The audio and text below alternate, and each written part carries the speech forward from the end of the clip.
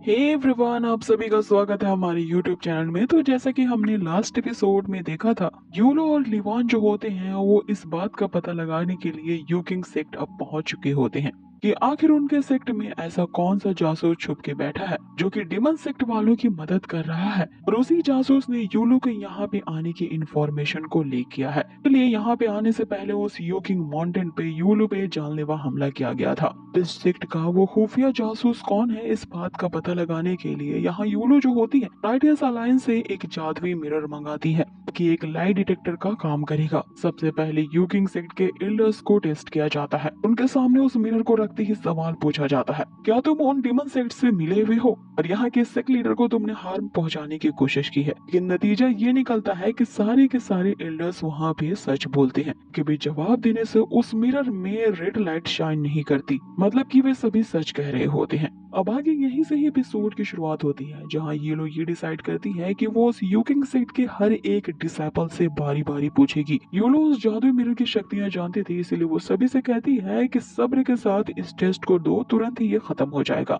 आगे उस यूकिंग सेक्ट में तो 1000 से भी ज्यादा डिसाइपल्स होते हैं। सेक्ट लीडर के आदेश के अनुसार जितने भी डिसाइपल्स अभी उस सेक्ट में होते हैं सभी को पेश किया जाता है। सेक्ट लीडर उन सभी से कहते हैं कि सभी को यहाँ पे बारी बारी से टेस्ट देना होगा। अगर किसी ने भी इस टेस्ट को देने से इनकार किया तो यहाँ पे जितने भी डिसाइपल्स हैं सबको जासूसी माना जाएगा और हमारी यूकिंग सेक्ट से गद्दारी का अंजाम तुम बेहतर जानते हो कि तुम्हारे साथ फिर आगे क्या किया जाएगा। अब इतनी बड़ी जो धमकी सेक्ट लीडर ने सभी डिसाइपल्स को दे दी थी, इससे सभी को तो खटिया खड़ी हो जाती है। अब आगे वहाँ पे टेस्ट की प्रक्रिया शुरू कर दी जाती है। एक डिसाइपल को बुलाया जाता है और उसके सामने वही मिरर रखा जाता है और उससे फिर से वही सवाल पूछा जाता है, क्या तुमने कभी किसी डेविल के साथ कोलैबोरेशन किया है। वो डिसाइपल ना में जवाब देता है, लेकिन कोई रेड लाइट इमिट नहीं होती, यानी कि वो सच बोल रहा है। तो इसके बाद अगली डिसाइपल की बारी आती है और उससे भी यही सवाल पूछे जाते हैं और ये सिलसिला जारी रहता है। इतने में जो सेक्ट लीडर होते हैं यूलो से कहते हैं कि मेरी इंजरीज अभी भी हील नहीं हुई है, इसीलिए तुम इस टेस्ट को कंटिन्यू रखो और मैं जा रहा हूँ अपनी इंजरीज को हील करने के लिए। क्योंकि कुछ दिन पहले उनके शरीर पे जो डिमंस ने कब्जा किया था और उन्हें पॉसेस किया था, जिसके कारण उनके शरीर में काफी सारी इंटरनल इंजरीज हो गई हैं। इसे हील होने में थोड़ा वक्त लगेगा, इसीलिए वो यूलो से कहते हैं कि वो जा रहे हैं। जिसपे यूलो से कहती है कि लिवॉन भी काफी ज्यादा इंजर्ड है, क्योंकि यहाँ आते हुए रास्ते में बहुत सारे डिमंस ने इस पे हमला किया था, तो इसे भी अपनी इंजरीज को हील करना है। क्या आप इसे अपने साथ ले जा सकते हैं। सेक्ट लीडर लिवॉन और यूलो से कहते हैं कि तुम दोनों काफी दूर का सफर करके आए हो, तो क्यों ना यहाँ पे रेस्ट कर लो। इस पे यूलो से कहती है कि इस मामले के तहत तक मैं खुद जाऊंगी, लेकिन यहाँ लिवॉन इंजर्ड है, इसलिए आप इसे ले जा सकते हैं ताकि ये थोड़ा रेस्ट कर ले। अब आगे जो सेक्ट लीडर होते हैं वो लिवॉन को अपने साथ ले जाते हैं। यहाँ लिवॉन एक कमरे में अपनी प्रैक्टिस शुरू करता है। सबसे पहले ये देखता है कि उसके सिस्टम के पास अब कितने पॉइंट्स अभी बचे हुए हैं। अब टोटल उसके पास 87 पॉइंट्स बचे होते हैं, जिनका यूज वो बुक में लिखी गई उसी टेक्निक को सीखने में करता है। इस टेक्निक को स्पिरिट टेक्निक कहते हैं। इसका यूज करके कोई भी कल्टीवेटर अपने ही जैसा एक क्लोन बना सकता है। इस क्लोन में बिल्कुल उसी की ही जैसी पावर होगी, जिसके कारण उन दोनों का जो कॉम्बैक्ट पावर होगा वो डबल हो जाएगा। अब यहाँ लिवॉन जो होता है इसी टेक्निक को मास्टर करने के लिए उन पॉइंट्स में से कुछ को खर्च कर देता है। इसके कारण वहाँ पे एक लाइट जनरेट होती है और उस बुक में जितनी भी टीचिंग्स होती हैं सारी के सारी एक सेकंड में ही यहाँ लिवॉन समझ जाता है। और काश ऐसी टेक्निक हमें भी मिल जाती कि बुक को एक बार छू करके उसकी सारी नॉलेज आ जाए हमारे दिमाग में। खैर ये तो हो नहीं सकता, लेकिन अब आगे बढ़ते हैं। यहाँ जब उन टीचिंग्स को लिवॉन समझ रहा होता है तो हम देखते हैं वो जो सेक्ट लीडर होता है ये तो बहुत शाना निकलता है, वो तो चुपके से लिवॉन पे यहाँ नजर रख रहा होता है। इसका तो यही मतलब बनता है कि इस सेक्ट के सारे डिसाइपल्स ही सही और सच्चे हैं, लेकिन इनका जो सेक्ट लीडर है वही धूर्त है। सारी चालें इसी की ही होगी और वही सेक्ट लीडर की पोजीशन में वो एक भेड़िया जासूस बन करके यहाँ छिपा है। इधर दूसरी तरफ यूनो जो होती है वो सेक्ट के जासूस को ढूंढने में लगी पड़ी थी। उसने सेक्ट के मौजूद हर एक डिसाइपल से बारी बारी पूछ लिया होता है, लेकिन यहाँ सभी सच कह रहे होते हैं। किसी ने भी डेविल के साथ कोलैबोरेशन नहीं की थी, इसलिए अब तक उस मिरर में रेड लाइट अपीयर नहीं हुआ था। आगे जो एल्डर वी होते हैं यहाँ पे यूलो से कहते हैं अभी उनके और भी ब्रांचेस हैं जहाँ पे अलग अलग डिसाइपल्स रहते हैं, तो अगर चाहे तो उनसे भी जाकर के पूछ सकती है। इस पे यूलो कहती है कि वो यहाँ के एक भी ब्रांचेस को नहीं छोड़ेंगे, सारे ब्रांचेस में जाकर करके खुद सारे डिसेबल से इस बात की तहकीकात करेगी।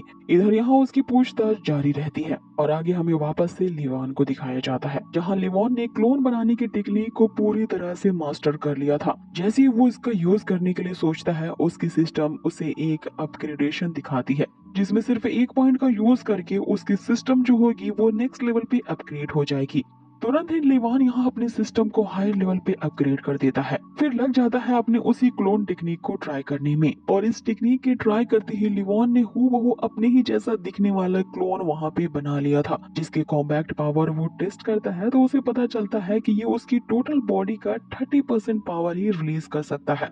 लेकिन उसे 30% पावर रिलीज करने वाली क्लोन तो नहीं चाहिए। यहाँ लिवान चाहता था कि वो एक ऐसा क्लोन बनाए जो कि उसकी बॉडी का फुल 100% पावर को रिलीज कर सके। इसीलिए उसने अब तक कमाए गए जितने सारे पॉइंट्स होते हैं उससे आधे से ज्यादा का यूज कर लिया होता है। इसके कारण जब वो फिर से इस टेक्निक का यूज करने जाता है तो उसकी सिस्टम उसे बताती है कि होस्ट ने इस सिस्टम को अपग्रेड करने के कारण उसे एक प्रमोशन मिला है। अब वो प्रमोशन का सुन करके उसके जो 39 पॉइंट्स बचे होते हैं वो एक बार में ही सारे पॉइंट्स को लगा देता है। वो सारे पॉइंट्स को लगा करके ये देखना चाहता था कि आखिर उसकी बॉडी जो है वो किस तरह का क्लोन बना सकती है। अब यहाँ उसके रिवॉर्ड पॉइंट्स सिर्फ 0 बचे रह गए थे। लेकिन जब यहाँ लिवान ने अपनी क्लोन टेक्निक का यूज किया होता है तो वो ये देख करके हैरान था कि अब वो एक नहीं दो नहीं बल्कि 3 क्लोन्स को बना सकता है। और जब ये तीनों क्लोन्स एक साथ ही अटैक करते हैं तो जिस मेंशन में वो रह रहा होता है उसके सामने की दीवार ही पूरी तरह से गिर जाती है, जिससे लिवान को यहाँ पता चलता है कि एक एक क्लोन की जो उसकी कॉम्बैक्ट पावर है वो उसकी बॉडी का 70% पावर को रिलीज कर रही है, जिसका मतलब है कि ये टोटल क्लोन्स एक साथ अटैक करके उसकी बॉडी का 210% पावर रिलीज कर रहे हैं। इन्हीं तीनों के एक साथ अटैक करने के कारण तो वहाँ पे इतना बड़ा ब्लास्ट हुआ जिससे पूरी दीवार ही ढह गई। अब आगे लिवान तो इस प्रमोशन से काफी ज्यादा खुश था और वो अपनी चाय एंजॉय करने लगता है। लेकिन जैसे ही उस चाय के 2-3 सिप वो लेता है उसकी बॉडी पूरी तरह से हरी पीली पड़ने लगती है। यहाँ पे उसे ऐसा एहसास होता है कि उसे किसी ने जहर दे दिया है। और इससे पहले कि वो जान पाता कि ये किसने किया है, यहाँ पे लिवान की ऑन द स्पॉट ही मौत हो जाती है। लेकिन जैसा कि हमें पता है कि लिवान यहाँ पे मरेगा नहीं, उसके पास एक पुनर्जीवित होने वाली सिस्टम जो है जो कि उसके स्पिरिट को वापस से उसकी बॉडी में डाल सकती है। उस पॉइजन के कारण तो यहाँ लिवान मरा पड़ा था। जैसे ही उसकी बॉडी से उसकी स्पिरिट बाहर निकलती है सिस्टम उसे कॉन्ग्रेचुलेट करते हुए बताती है कि एक बार फिर जो होस्ट है वो जेनरस तरीके से मरा है, लेकिन उसकी डेथ परफॉर्मेंस के पीछे रोने वाला कोई नहीं था, इसलिए उसे रिवॉर्ड के तौर पे सिर्फ 3 पॉइंट्स ही मिल रहे हैं। लिवान यहाँ पे कहने लगता है कि द तरीके इस बार का मरना तो बिल्कुल बेकार गया, क्योंकि सिर्फ 3 पॉइंट्स ही जो मिले हैं। अब आगे लिवान यही सोच रहा होता है कि आखिर यहाँ पे ऐसा कौन है जो कि ऐसे टाइम में उसकी इतनी हिम्मत हो गई कि मुझे पॉइजन देकर मारने की कोशिश की है। और जब उसे वहाँ पे कुछ हलचल और आहट सुनाई देती है तो वो अपने सामने जो नजारा देखता है इससे तो उसका मुंह खुला का खुला ही रह जाता है। ये वही धूर्त और मक्कार सिख लीडर होता है जो कि लिवान के पास आता है और उसकी लाश को ठोकर मारने लगता है और उससे कहता है कि बड़े आए यहाँ पे राइटियस अलायंस की तरफ से मेरे सेक्ट के जासूस को ढूंढने के लिए। तुम बेवकूफों को क्या लगता है कि मेरे रहते हुए तुम यहाँ पे किसी भी तरह के सीक्रेट को उजागर कर पाओगे? तू तो गया बच्चे, लेकिन अब तेरे साथ जो लड़की आई है अब अगली बारी उसकी है। अब इधर ये देख कर के लिवान तो जैसे शॉक में रह जाता है। ये पूरी गुत्थी यहाँ पे समझ में आ जाती है कि आखिर इस यूकिंग सेक्ट में जो ये सारी वारदातें हो रही हैं इसका कहीं ना कहीं ताल्लुक इसी के ही सेक्ट लीडर से ही है। अब आगे हम देखते हैं कि उस लीडर ने एक तरह का खास ग्रीन लिक्विड निकाला था और उस लिक्विड का सिर्फ एक ड्रॉप ही लिवान की बॉडी पे डाला होता है। इसके बाद लिवान की वो जो लाश होती है वो वहाँ से गायब हो जाती है। बाकी वो जो सेक्ट लीडर होता है वो यूलो का काम तमाम करने के लिए उसकी तरफ जाता है। लिवान भी ये सुनकर के घबरा जाता है, लेकिन अब वो कर भी क्या सकता है। यहाँ पे वो सिर्फ एक आत्मा है। वो भी उस सेक्ट लीडर का पीछा करने लगता है कि देखते हैं कि ये आखिर करता क्या है। अब आगे हमें यूलो को दिखाया जाता है जिससे वो एल्डर वेई कहता है कि उसने लगभग सारे ब्रांचेस के डिसाइपल से पूछ लिया है, लेकिन अभी भी एक आखिरी ब्रांच बाकी है जिसके डिसाइपल से पूछताछ करनी बाकी है। यूलो उसी आखिरी ब्रांच की तरफ पूछताछ करने के लिए जा ही रही होती है। इधर दूसरी तरफ जो लिवान होता है वो सिख लीडर का पीछा करते हुए एक ऐसी जगह पे पहुंच जाता है जो कि उस यूकिंग सेक्ट का सबसे ज्यादा डिस्टर्बेंस जोन होता है। यहीं से ही उस पूरे सेक्ट पे उन डिमंस ने हमला किया था। आगे वो जो सेक्ट लीडर होता है उसकी बॉडी में से तो भयानक ईवल ऑरा रिलीज हो रही थी। दूसरी तरफ लिवान काफी ज्यादा परेशान था कि अब वो करे तो करे क्या।